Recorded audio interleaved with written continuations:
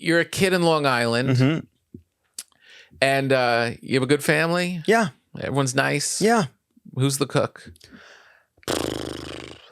So sort of my mother. Occasionally my father would claim he was going to make sauce, but really that was somehow taking jarred sauce in every pan in the house somehow. Yeah. But mostly my mom. Yeah. Mostly your mom.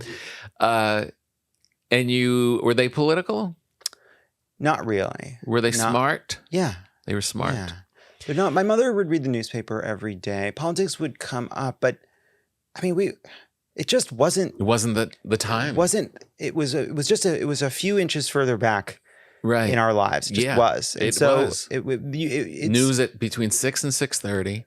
The paper, if you read it, and there was still the idea of movies like Dave and The American President. That was more political, but in the 90s there was this. We're post-history, the Soviet Union's gone. There could be this ideology-free president in the minds of in the imagination of the public, right? The president was just a respected figure. And by the way, not even just in kind of whatever romantic comedies. I think of like the Clear and Present Danger universe and those kinds of movies where the president is just a very powerful figure with some kind of agenda, but it's not. You don't necessarily need to know what the politics are. No, it was more like a human leadership role. Yeah. Than an agenda. So when do you become politically, because you're of that era? Yeah. Were you forced into it by the times, as we all were? No. Because when did you write speeches for Obama? How old are you? 27, 26, 27. Yeah. That's young. When I started. So I got into politics. Looking back on it,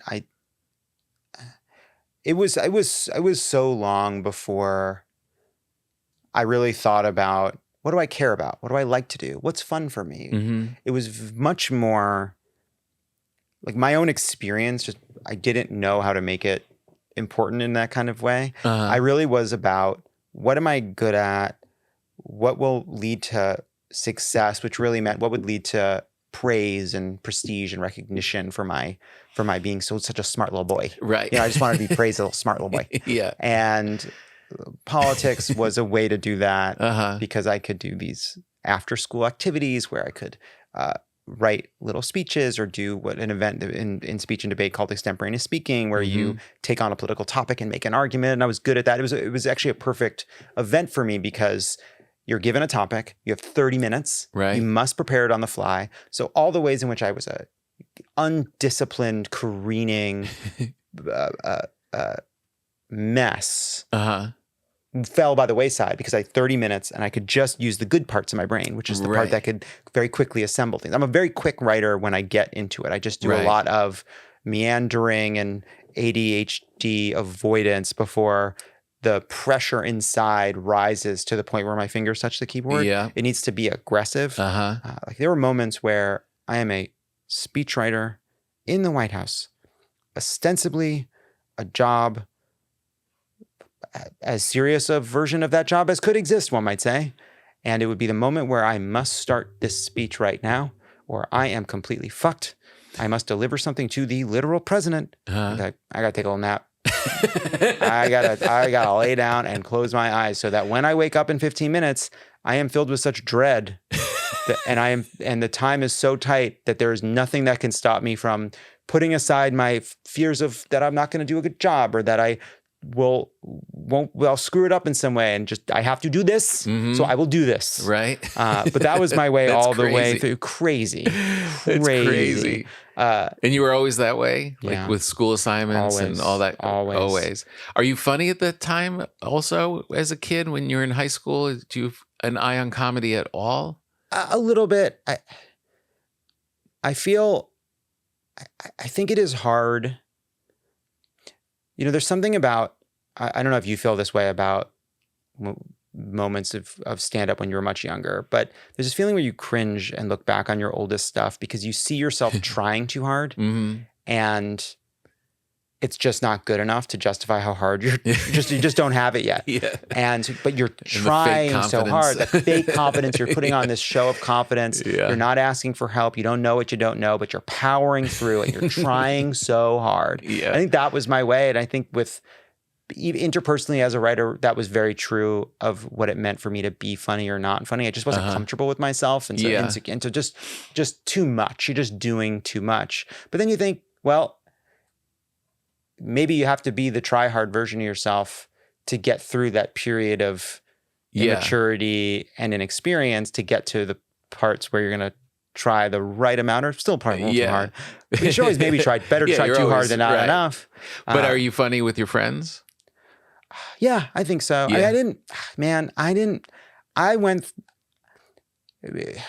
Having friends for me there was an archipelago in an ocean of not having friends. There was a lot of no friends time for me. I struggled. I mean, I think I was a pretty sad kid. And I was closeted. I didn't totally understand that. I struggled, and I think that made me hard to be around. I also, you're coming on strong. I'm not very good, and my social graces to this day remain a work in progress. And so I had periods of time where I had like great friendships, but there were also a lot of times where I felt pretty lonely as a kid. Yeah.